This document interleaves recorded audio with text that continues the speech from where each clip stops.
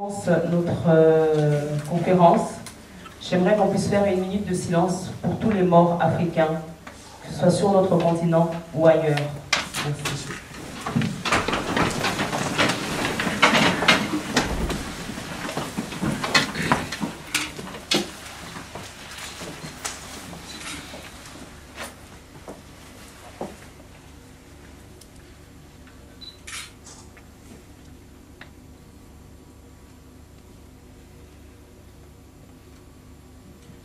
Merci pour cette minute de commémoration au nom de tous nos morts.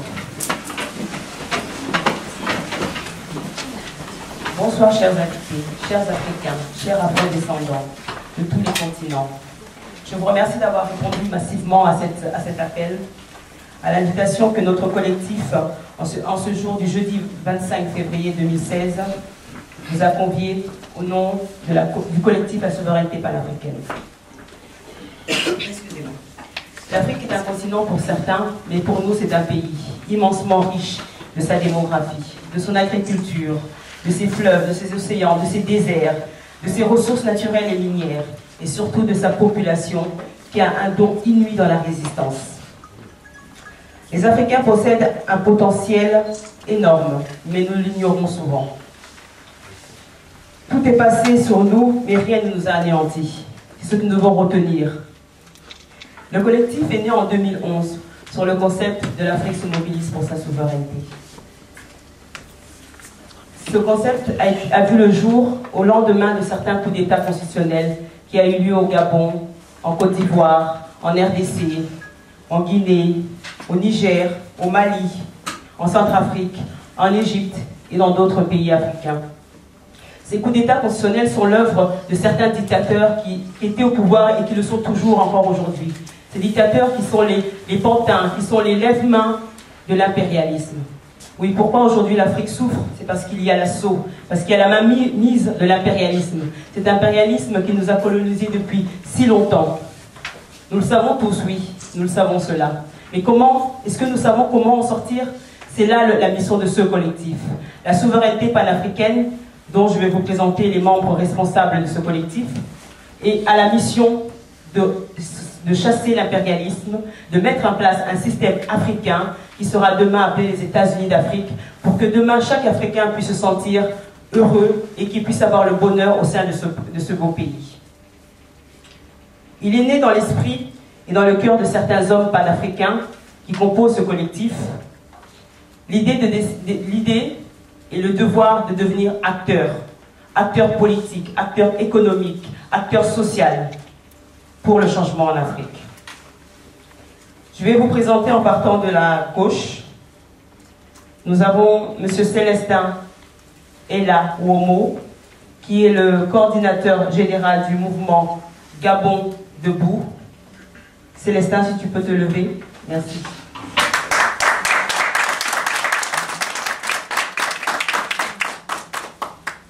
Nous avons M. Abel Naki, qui est le président du CRI panafricain de la Côte d'Ivoire.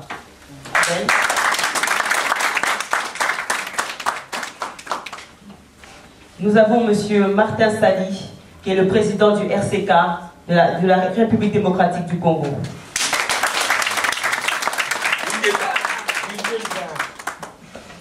Nous avons Mme Gertrude Malalou Kumba, qui est la responsable du mouvement Codicor.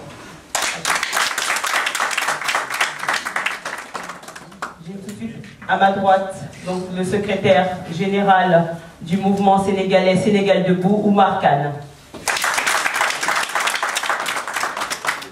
J'ai également M. Rismo Congo, Maurice Makula, qui est le président du JCK de la RDC. J'ai également M. Saliou Diamanka, qui est membre du Sénégal Debout. Et M. Emri Onzi, qui représente le mouvement Ourou. Malheureusement, il y a l'absence de certains membres. Nous avons au sein de ce collectif d'autres structures comme OSA, qui font partie de ce mouvement, qui sont malheureusement absents et qui tenaient à s'en excuser. Donc, après la présentation des membres qui composent le bureau, le comité de ce collectif, ils ont aussi, ces membres ont des responsabilités. Ils sont chacun président de leur mouvement, mais ils ont des responsabilités concrètes auprès de ce collectif. Donc je vais reprendre de nouveau à ma gauche. J'ai M. Célestin Oumo qui est chargé de la communication, mais également de la stratégie politique. J'ai également Abel Laki, qui est également chargé de la communication, mais aussi de la stratégie politique. J'ai M. Martin Sali, qui est chargé de la stratégie politique. Madame Gertrude Malalou, qui est chargée également, adjointe en chargée politique également, mais aussi en spécialiste dans le domaine économique. J'ai à ma droite Oumar Khan, qui est le secrétaire général, excusez-moi de dire mon, mais c'est notre petit mot de fraternité, si j'ose dire ainsi. Donc, qui est le secrétaire donc, de ce collectif. J'ai également donc, Maurice, qui est le responsable de la communication audiovisuelle. Saliou, qui est un de nos porte-paroles. Et également Emery, qui s'occupe de tout ce qui est social. Voilà, donc après vous avoir présenté les membres de ce collectif, du moins le bureau directoire, pas les membres effectifs, nous allons vous exposer, chacun à leur tour, ils vont vous exposer comment nous, dans ce collectif, nous voyons tout d'abord l'Afrique. Comment nous, dans ce collectif, nous voyons le développement, le changement de cette Afrique. Comment nous, dans ce collectif, nous voyons comment les Africains peuvent changer l'Afrique. Donc je vais commencer sur l'aspect socio-économique, c'est l'aspect qui touche tous les Africains aujourd'hui. Si on parle de misère, on ne parle pas du pouvoir, on parle de la population qui aujourd'hui souffre d'une famine impensable. Donc je vais demander à M. Emery Onzi de nous parler des solutions économiques et sociales en Afrique. Merci.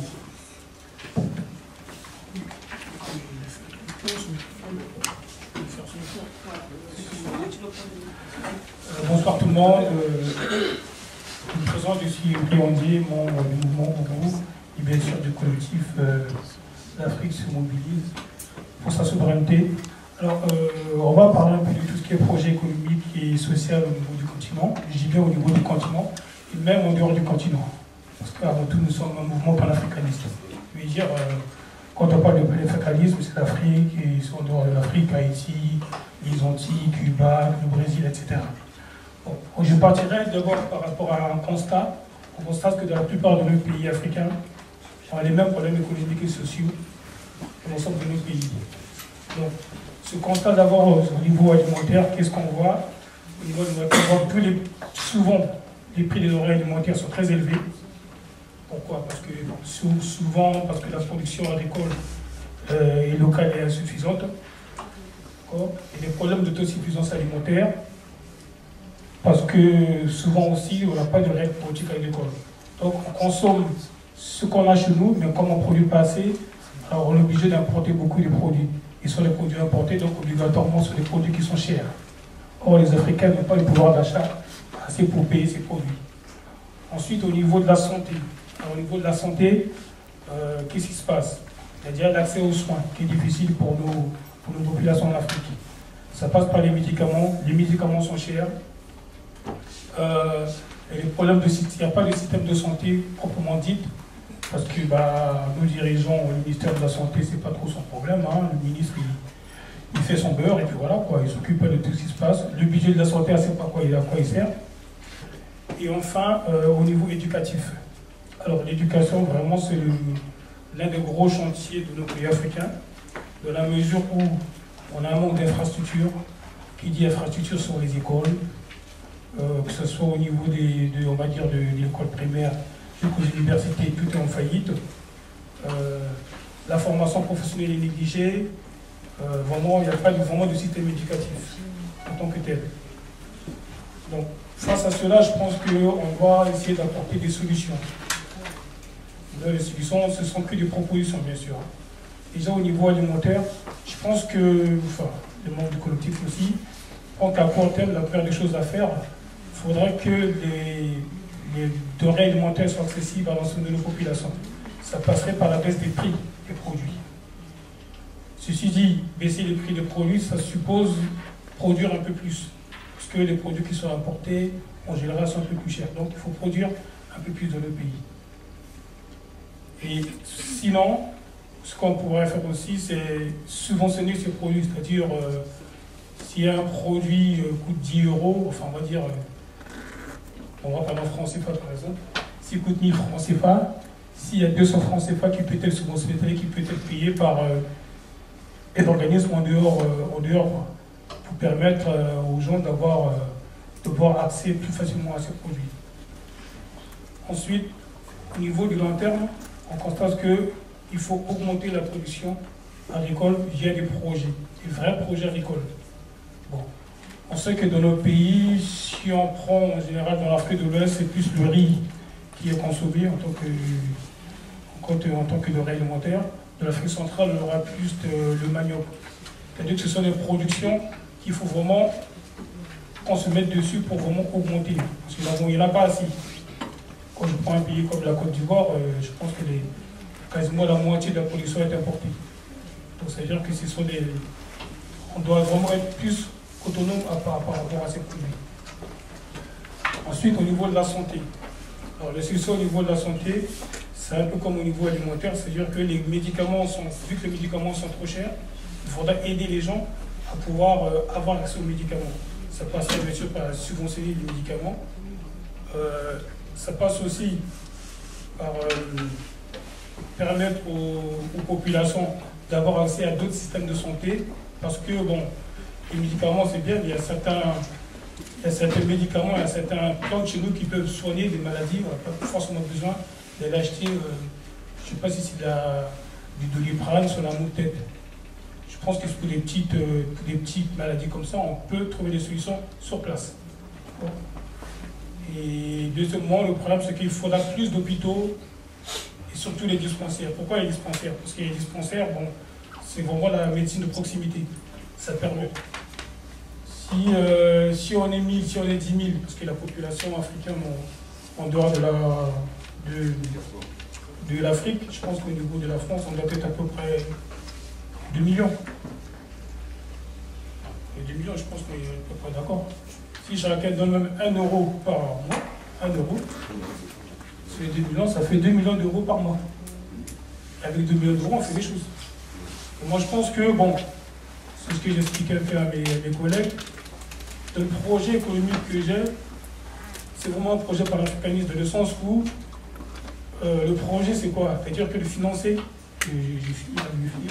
c'est-à-dire que le financement, il va concerner l'ensemble des Africains, mais cet argent sera revenu pour financer un seul projet dans un pays. Ensuite, ça sera dans un deuxième pays. Voilà. S'il y a 1 million d'euros qui concerne l'ensemble de la diaspora, à ce million d'euros, par exemple, pour un projet, par exemple, de culture du riz en Côte d'Ivoire, on le finance. Une fois que c'est fait, on prend par exemple le Gabon, et on finance, etc., etc., un système tourne. Voilà. Je pense que je vais m'arrêter là parce que moi j'ai dépassé le temps. Voilà, donc je vais remettre la parole. Merci encore.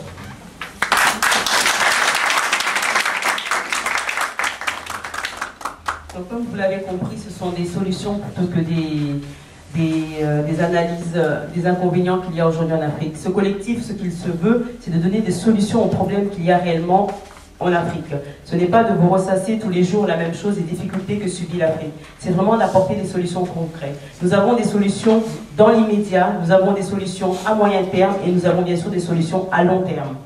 Donc, certains de ces projets qui ont été, certaines de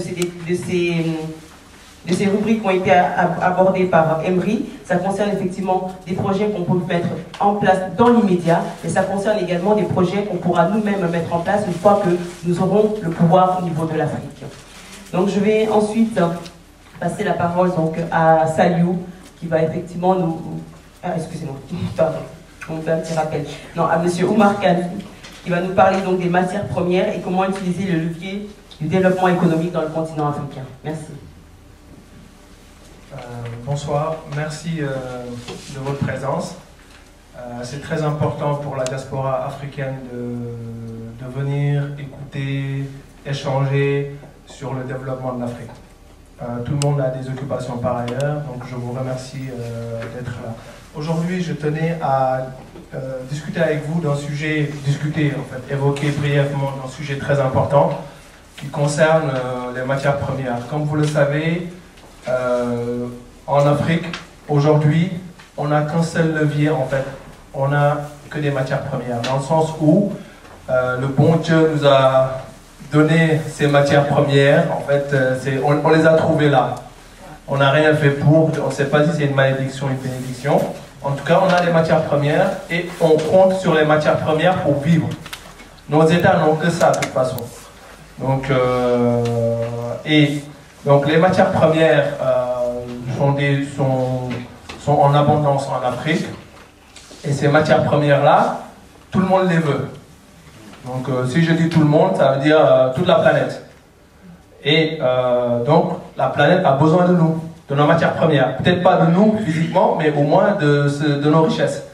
Donc eux, en fait, maintenant, aujourd'hui, c'est comment faire pour nous, bon, parce qu'ils sont obligés quand même de nous garder, parce que s'ils nous éliminent, ça va être compliqué d'extraire ces matières premières-là.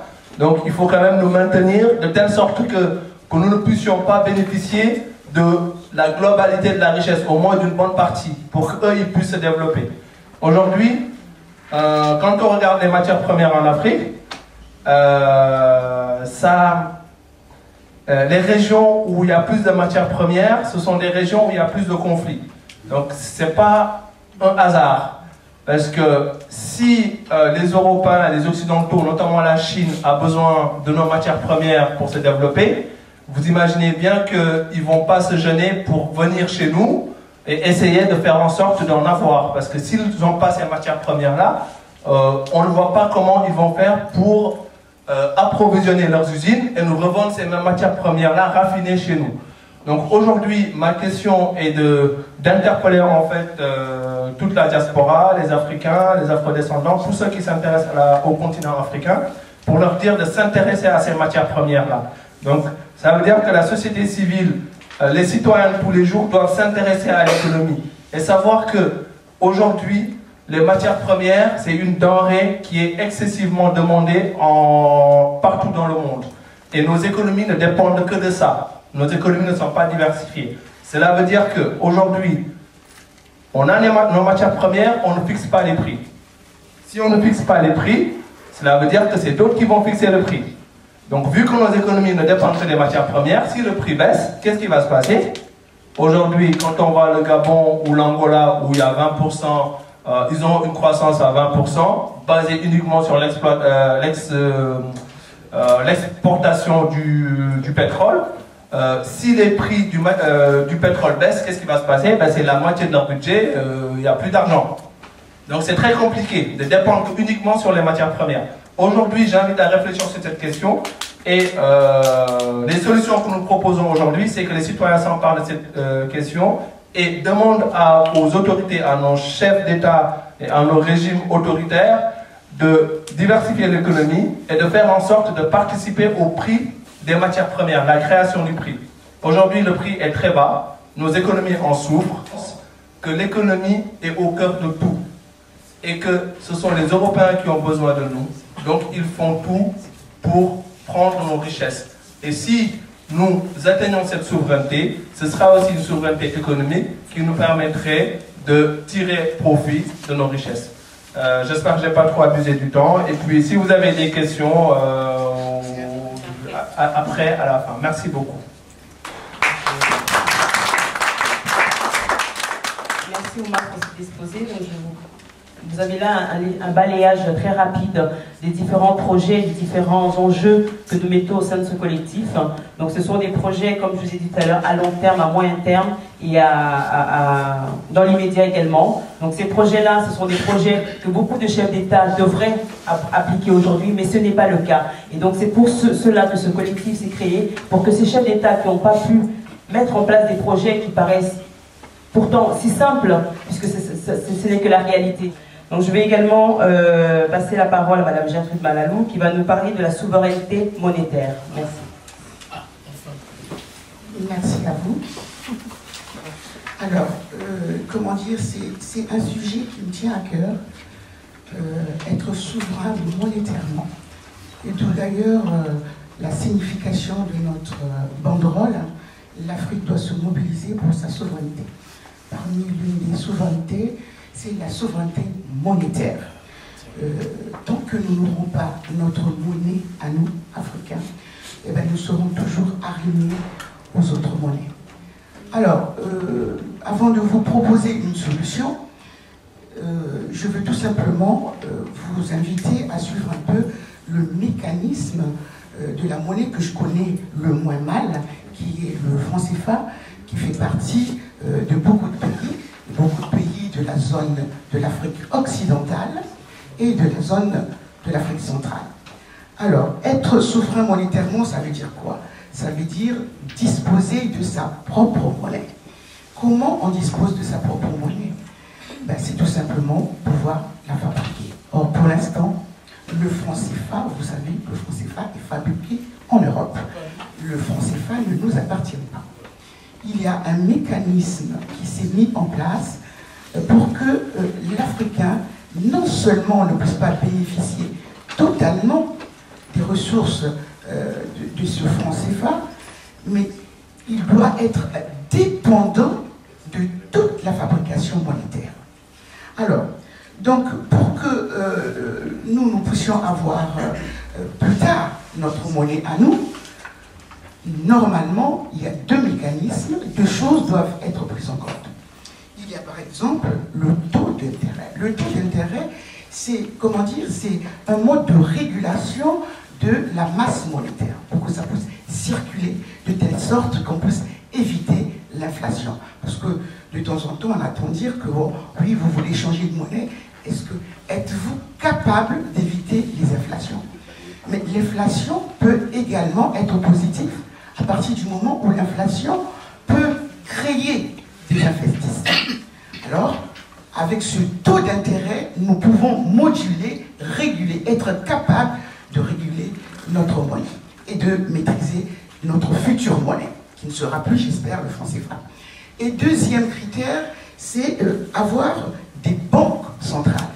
Il existe 3 banques centrales en ce moment. Il existe la BAC qui se trouve dans la zone de l'Afrique centrale. Il existe la BCEAO qui se trouve dans la zone de l'Afrique occidentale et la BCC qui se trouve dans les États Comores. Alors, vous savez ce qui se passe au niveau de ces banques centraux qui devaient normalement être l'apanage des Africains. Dans ces 3 banques centraux, il y a un comité d'administration. Vous savez qui c'est qui se trouve dans le comité d'administration? Il y a une moitié du personnel africain et une moitié du personnel français. Ce qui veut dire quoi? Lorsqu'il y a des réunions dans des comités d'administration, la France doit mettre son veto quand ça ne va pas. Ça veut dire quoi? Ça veut dire que même étant notre franc à nous, la France a un droit de regard lors des comités, comment dire, d'administration. C'est grave, c'est grave. Et comme c'est à part égale, si par hasard l'Afrique venait à prendre une décision et que la France ne soit pas présente, rien ne sera fait. Donc, mes amis, le franc CFA, c'est un mal pour le Congo. Et on se plaint qu'il y ait des dictateurs qui sont in vita aeternam dans nos pays qui ne veulent pas partir. Vous savez pourquoi ils ne veulent pas partir? Parce que la plupart de ces présidents dictateurs ont signé un pacte avec la France pour pérenniser ce franc CFA. Ils ont signé un pacte avec la France pour pérenniser ce franc CFA qui nous fait beaucoup de mal. Je vous remercie. Bravo.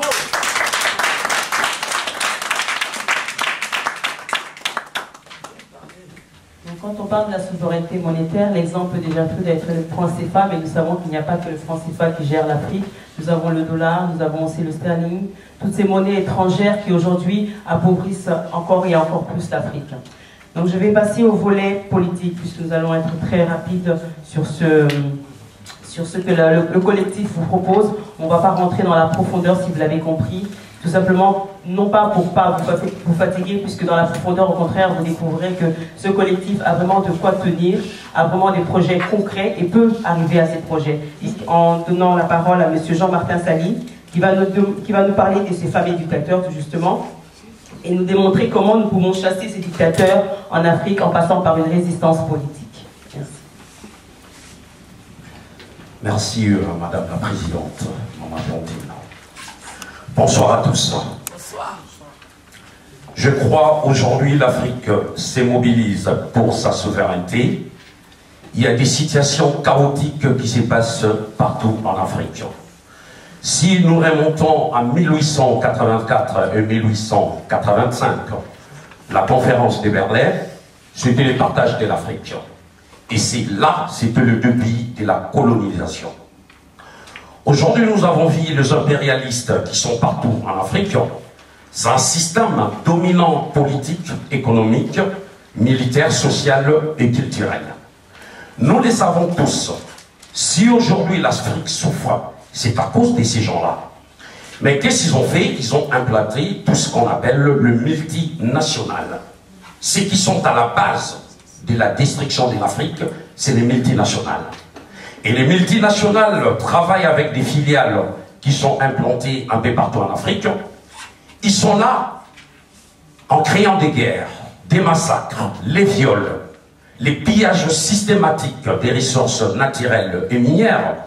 Quand on parle des ressources minières, on voit les pétroles, les coltans, les diamants, les cuivres, le bois, les cafés, etc.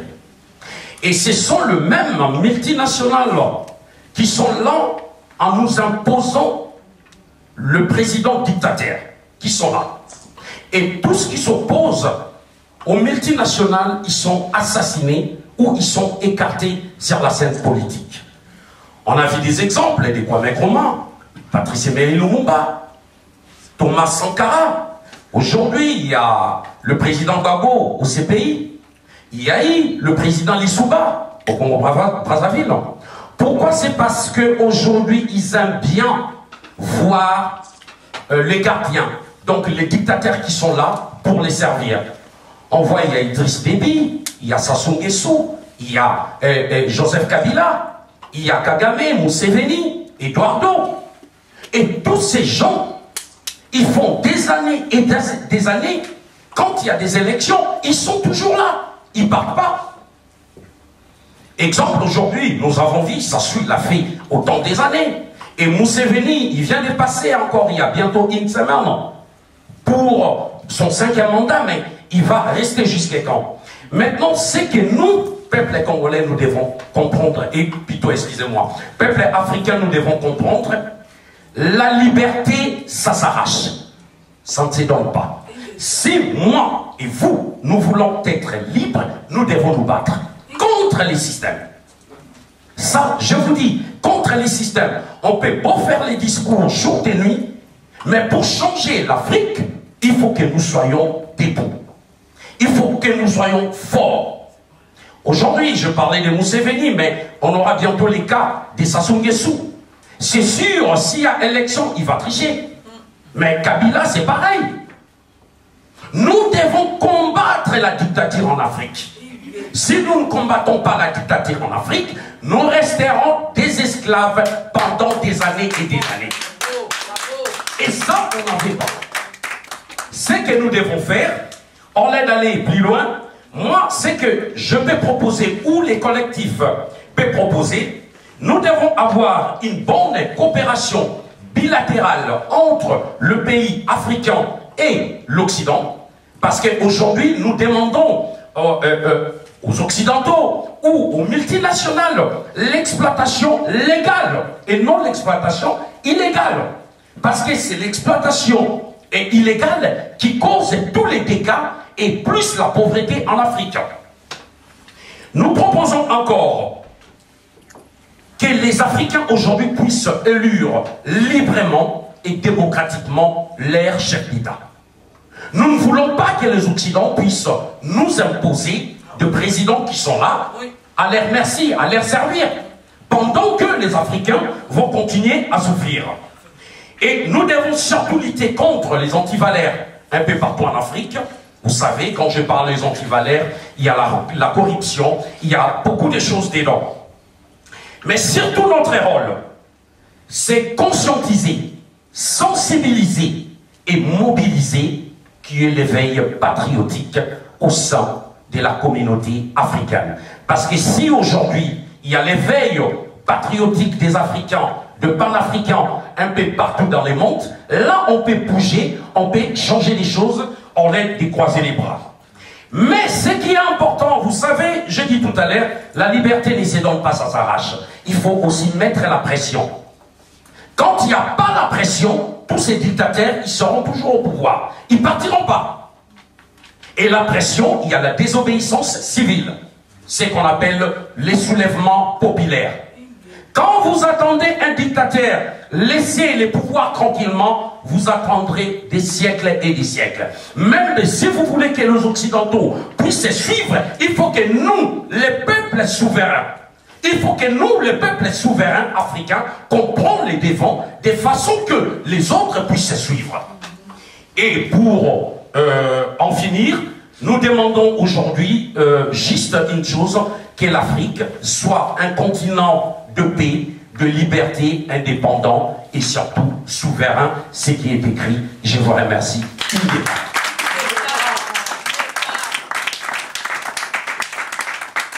Merci Martin Salim.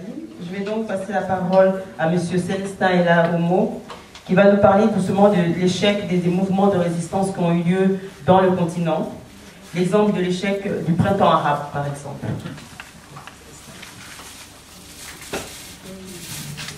Merci. Je vais essayer de développer l'échec du printemps arabe et surtout voir avec vous les répercussions de cet échec en Afrique au sud du Sahara. Nous avons tous vécu le printemps arabe qui a été mis en place ou qui a été porté par la jeunesse africaine, que nous tous nous avons apprécié, quel que soit le pays auquel on appartenait.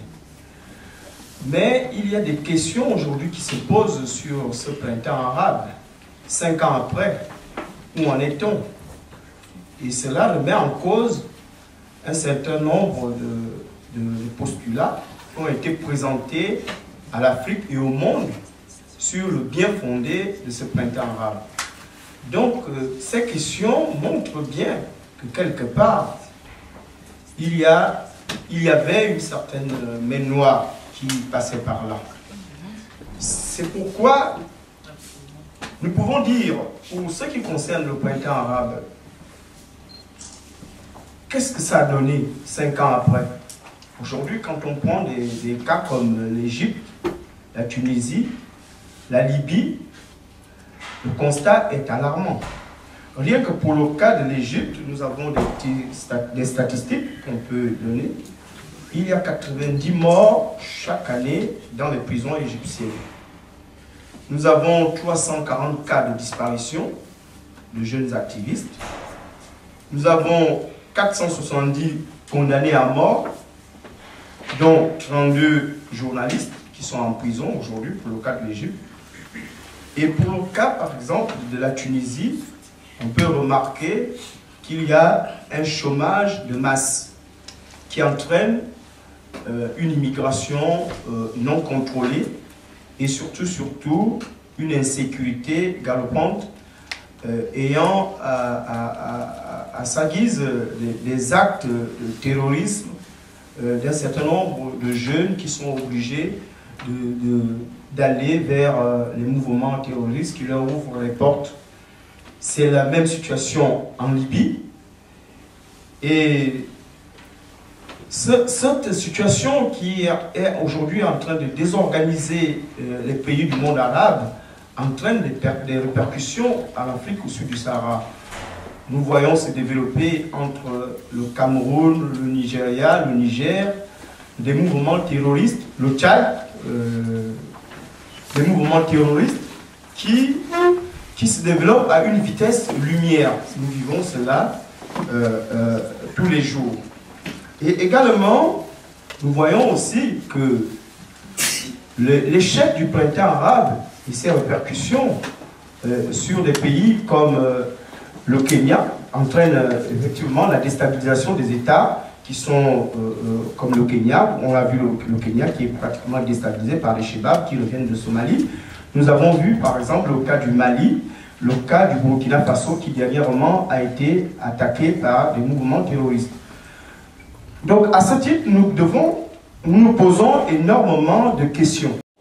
Qui veut nous imposer la démocratie ayant la mémoire derrière, c'est-à-dire nous avons vécu des cas par exemple comme la Tunisie ou même je dirais même le Mali, c'est-à-dire on impose une démocratie, on continue de soutenir même des dictateurs parce que comment comprendre qu'au nord on parle de démocratie et au sud on soutient des dictateurs comme Bongo, Kabila, Sassou, parce que cela est incompréhensible.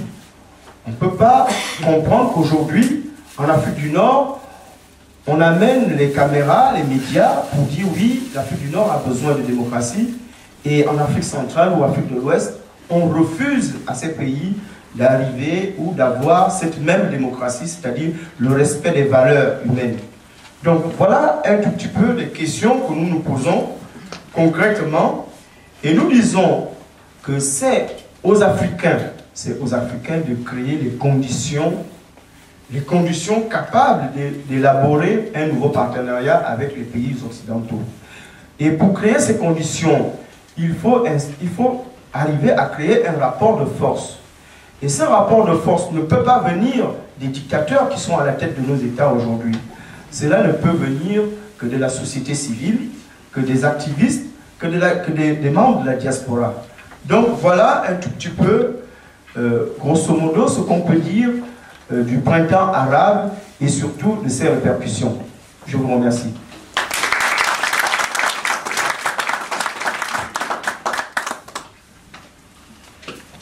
Merci Célestin pour cet exposé.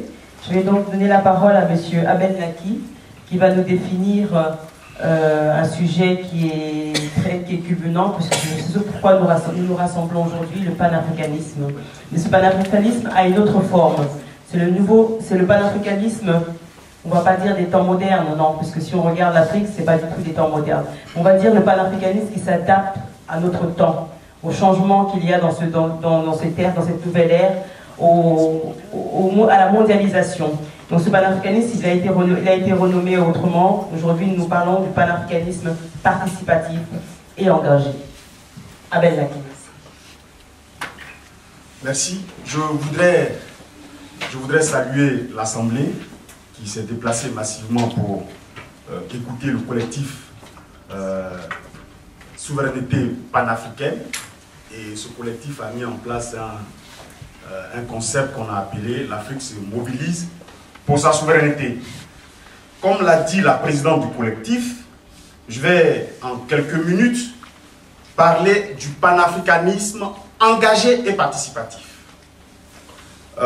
Aujourd'hui, vous l'avez remarqué, hein, on est tous panafricains, mais personne n'a donné de définition du panafricanisme, qui a créé le panafricanisme, qui l'a transposé en Afrique. Ça, c'est des théories que nous connaissons, qu'on nous apprend, qu'on nous enseigne depuis, en tout cas, quelques années, ici, dans la diaspora.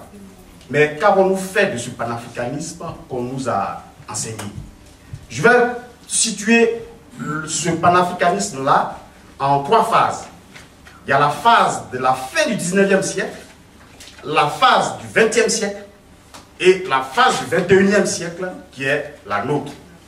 Au 19e siècle, on parlait de l'expansion du mot panafricanisme ou panafricain, on l'entendait pour la première fois.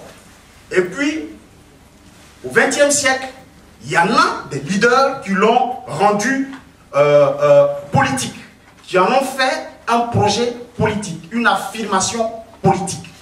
Et puis, vers la fin du 20e siècle et en début du 21e siècle, il y a d'autres leaders aussi qui l'ont transposé en Afrique et qui ont même pris le pouvoir avec ce panafricanisme-là. Je peux parler de Kwame Nkrumah qui a été cité tout à l'heure. Je peux aussi parler de Sékou Touré, je peux parler de Patrice Lumumba, je peux parler de Thomas Sankara. Mais après cette vague, on remarque que ces leaders soit ont été tués, soit ont été enlevés au pouvoir par un coup d'État. Et puis, après, il y a un calme. il y a dans la diaspora des mouvements qui s'élèvent. Mais des mouvements qui s'élèvent sans plus. Sans plus, il y a des intellectuels qui se forment dans des théories, dans l'égyptologie, dans beaucoup de termes qui nous embrouillent un peu souvent. Mais ces termes-là étaient beaucoup importants pour notre formation. Nous estimons maintenant que nous sommes formés. Parce qu'un enfant, en réalité, il naît, il grandit et il devient responsable. Donc on ne peut pas rester toujours dans les théories et dans les enseignements en un point fini. C'est pour cela que je voudrais développer ici le panafricanisme engagé et participatif. Je l'ai classé en 3 pôles, pour faire plus simple. Aujourd'hui, il nous faut une nouvelle génération de leaders africains. Une nouvelle génération de leaders africains. Il nous faut des élites. Et il nous faut de véritables hommes d'affaires, de véritables économistes, de véritables élites qui sont spécialisées dans leur domaine à chacun. Pourquoi il faut un pôle politique? Il faut un pôle politique parce que le politique doit prendre le pouvoir en Afrique.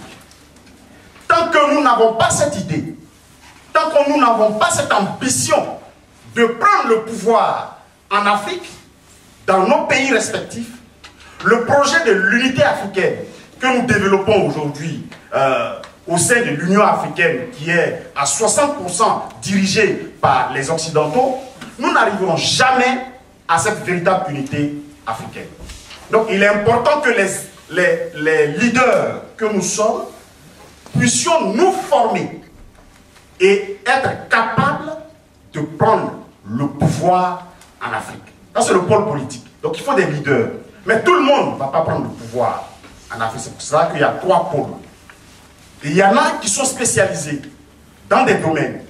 Par exemple, la médecine. Ici, on a notre maman Gertrude, je pense, qui est spécialisée dans l'économie de la médecine. C'est ça? Dans la médecine? Non, je suis biologiste. Ah, biologiste. Voilà, c'est la même chose à peu près. Donc, elle est spécialisée dans son domaine. Donc, il faut des élites comme elle dans le pôle que j'ai appelé le pôle E, des élites, et des leaders qui vont créer de véritables richesses. On en a parlé tout à l'heure avec Khan. On en a parlé. Comment utiliser nos ressources, comment les transformer déjà, et comment pouvoir y ajouter une valeur à ces matières premières. Et le 3e pôle, c'est le pôle des leaders, des élites que j'ai appelé intellectuels. Parce qu'il faut qu'il y en a qui réfléchissent. Le mot intellectuel en réunion nous a posé un petit problème. Qui est intellectuel, qui n'est pas intellectuel. Mais il faut des gens qui réfléchissent. Qui réfléchissent à comment mettre en place cette stratégie pour prendre le pouvoir en Afrique. Donc les 3 pôles doivent être ensemble. Et c'est pour cela que notre collectif s'est mis en place pour recruter. Aujourd'hui, on connaît l'origine du panafricanisme. On sait qui a fait quoi dans le panafricanisme. Maintenant, comment on fait pour prendre le pouvoir? Il y a des dictateurs qui sont au pouvoir. On a parlé de plusieurs dictateurs ici, je n'ai pas entendu un nom. M. Dramane Ouattara est un dictateur en Côte d'Ivoire. Donc il faut que Ouattara puisse partir du pouvoir. Et c'est pour cela qu'on a parlé de comment les faire partir, ces dictateurs. Et une solution a été donnée. Mais quand on les fait partir, qu'est-ce qu'on fait après? On connaît le cas du printemps arabe qui a été fomenté ici même en Occident, ici c'est réalisé. Mais le cas le plus parlant, c'est celui du Burkina Faso. Comment pouvez-vous concevoir que notre révolution à nous, que nous mettons en place en Afrique pour chasser un dictateur, on puisse la confier à d'autres personnes qui n'en ont pas droit? Mais c'est fait ainsi parce que la jeunesse qui le fait n'a pas cette ambition de prendre le pouvoir. Nous défendons des valeurs dans notre collectif. C'est la solidarité, c'est l'unité, c'est les élites. Ce sont des valeurs. Il nous faut des élites, des gens qui sont spécialisés dans leur domaine, qui peuvent nous aider à prendre le pouvoir en Afrique. Quand Sali sera président en Afrique, au Congo, Kinshasa, RDC, je sais qu'il sera président là-bas. Jetri va remplacer Sassou Nguesso et que Célestin va remplacer Ali Bongo et que moi-même je remplace Ouattara. Déjà nous sommes unis sur cette table. Donc l'unité africaine, elle est déjà là. Et on pourra peser sur l'Union africaine qui aujourd'hui est dirigée par l'Occident. Dernière chose, il faut que notre collectif soit inscrit dans les instances de l'Union africaine pour que là-bas aussi nous puissions pousser de notre voix, de notre stratégie afin que notre voix puisse être écoutée. Je vous remercie. C'est-à-dire de prendre le pouvoir. Nous avons l'ambition également de former, si ce n'est d'éduquer même cette jeunesse, cette nouvelle élite, pour qu'elle puisse avoir assez de cran et assez de connaissances pour aller à la prise de ce pouvoir. Alors, je vais vous donner très légèrement. Je vais passer la parole à M. Maurice Makwala, qui va nous parler d'une chose très importante, c'est la souveraineté militaire. Parce que vous savez qu'aujourd'hui en Afrique, non seulement nous n'avons pas d'indépendance du tout en matière économique, politique, mais également aussi en matière militaire. Donc je passe la parole à Maurice sur la souveraineté militaire, le rôle de l'ONU. Merci pour la parole. Je vais vous dire une chose en premier. Aujourd'hui, moi personnellement, le fait de voir des Africains, des Africaines venir parler de leur avenir, moi personnellement, ça me fait du baume au cœur. Donc j'aimerais en fait que vous applaudissez rien que pour vous-même.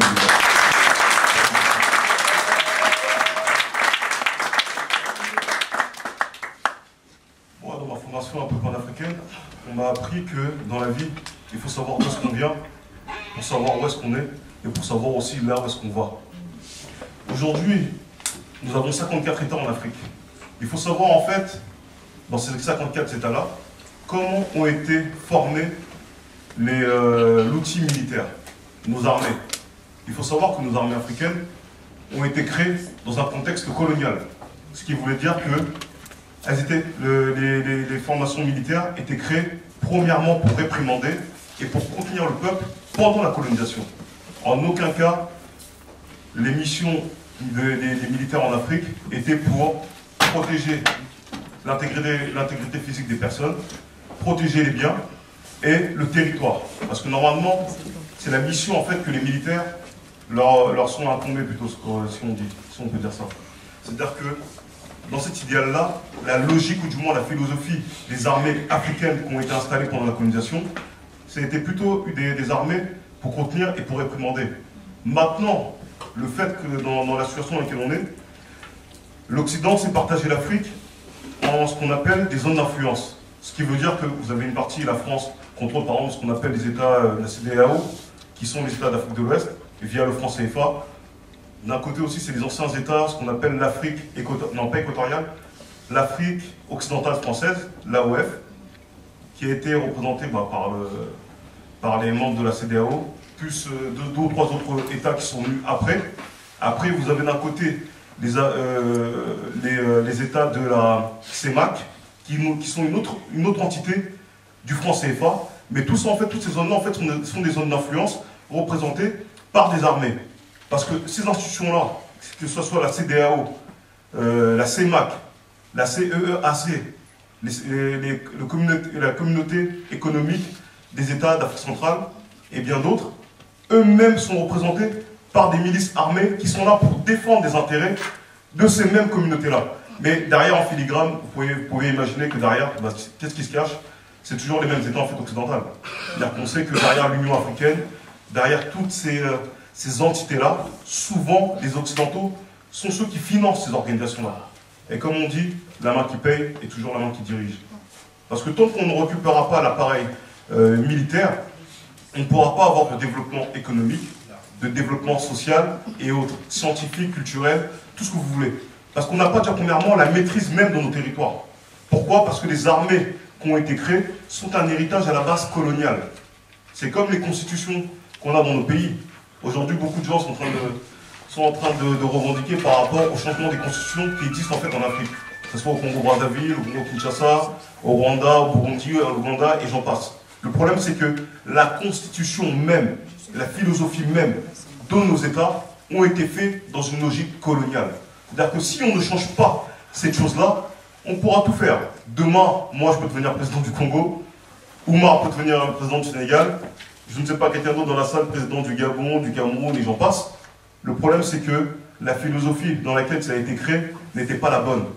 La première des choses, peut-être sur laquelle on devrait réfléchir, c'est sur quelle philosophie devons-nous mettre aujourd'hui, nous autres Africains, à l'émancipation, premièrement, militaire, c'est-à-dire la sécurité des biens et des personnes.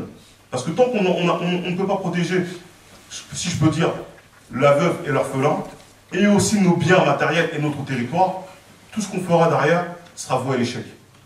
Et je pense que beaucoup de gens n'ont peut-être pas mis cette question-là de la politique militaire en avant.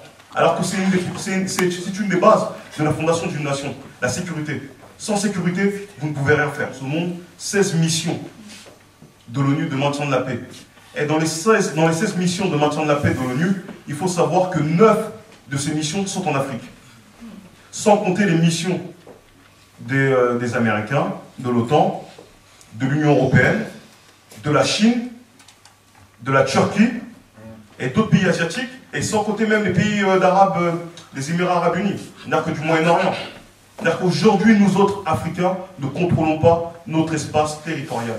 Et cela pose un problème.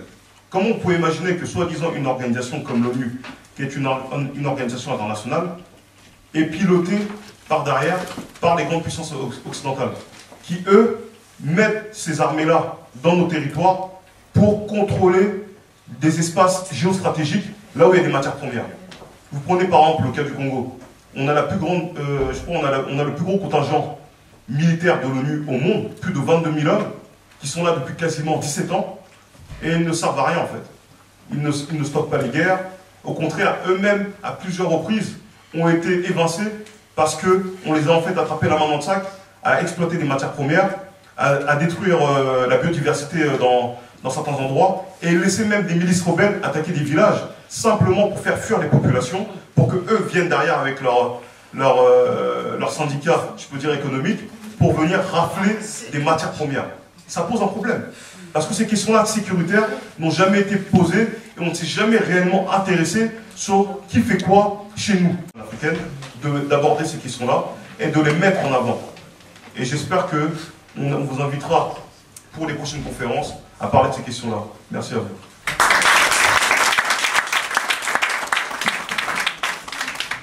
Merci Maurice pour cet échange très enrichissant.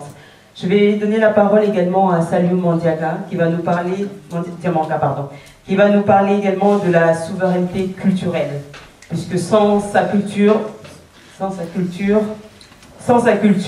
l'Afrique ne possède rien. Donc je vais le laisser développer, ça sera beaucoup mieux. Merci. Merci, Président. Bonsoir à toutes et à tous. Je tenais d'abord à remercier tout le monde de votre présence. Et comme le disait Massimo Congo, j'ai envie de me lever, vous me permettrez, voilà, parce qu'il y a des gens que je ne vois pas du fond ici. Et honnêtement, j'avais envie de vous remercier chacune et chacun d'entre vous personnellement. Parce que voilà, les discours, les militants de clavier sur Facebook, les trucs, ça va 2 minutes quoi. Voilà, tout ce qui concerne aujourd'hui l'Afrique, ça va se passer sur le terrain. Et c'est des mobilisations comme ça que j'ai envie de voir, qui me galvanisent, qui me poussent à croire à mon combat de tous les jours.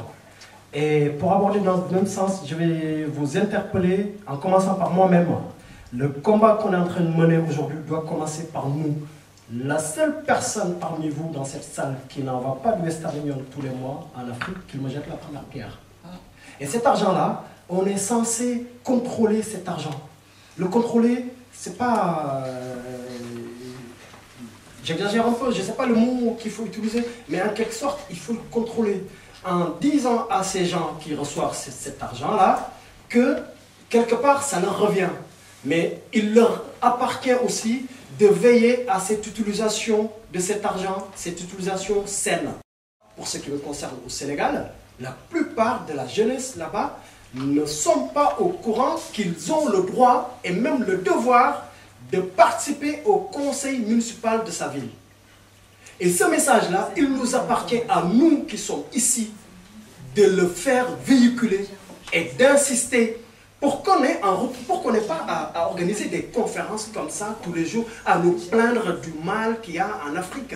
Aujourd'hui, rien que le cas du Sénégal, on a envoyé en 2014 700 millions au Sénégal. Et dès que tu sors du centre-ville de Dakar, mais c'est la misère. Ça explique le manque d'organisation que nous avons, nous, au niveau de la diaspora. Et aujourd'hui, on peut s'en prendre qu'à nous-mêmes. Si aujourd'hui on demandait aux gens qu'on envoyait cet argent de s'impliquer sur ce qui se passe dans la ville, ce qui se passe dans la région, et ça va faire tache d'huile, ils sauront ce qui se passe. Il faut aussi reconnaître une chose, c'est que nos politiques ont été très forts. Ils ont fait croire à tout le monde que la politique est une sale affaire, et il est même aujourd'hui péjoratif de dire à une personne qu'il est politicien. On est d'accord. Aujourd'hui, celui qui dit en Afrique, un tel c'est un politicien, c'est l'insulter.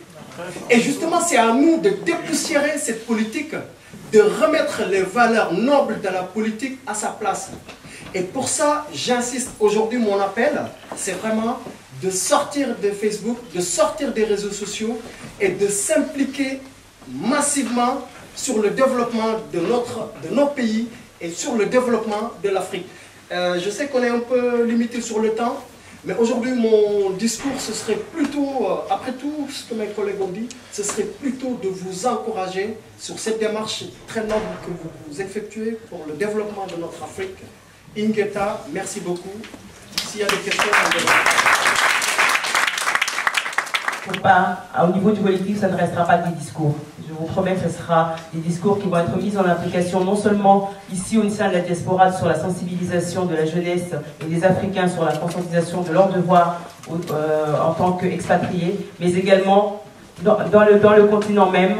Nous avons déjà des travaux qui ont été organisés au niveau de l'agriculture notamment, prendre conscience aux Africains, leur donner le moyen de comprendre que le produit brut qu'ils produisent, c'est un produit que si on leur achète pour 1 euro, est vendu ailleurs pour 10 euros, voire 100 euros, voire 1000 euros. Donc leur prendre conscience, leur donner conscience que ce produit-là, pour qu'il ne soit pas acheté dans leurs mains à 1 euro, il faut qu'ils puissent le transformer. Donc ces travaux-là ont déjà été mis en place dans certains pays africains et nous allons continuer à l'étendre dans tous les pays africains. Donc je vais donner la parole à la salle, notamment d'abord les journalistes, ensuite le public, pour que vous puissiez poser vos questions, qu'on puisse répondre chacun dans les domaines qui ont été cités ici sur cette table. Merci.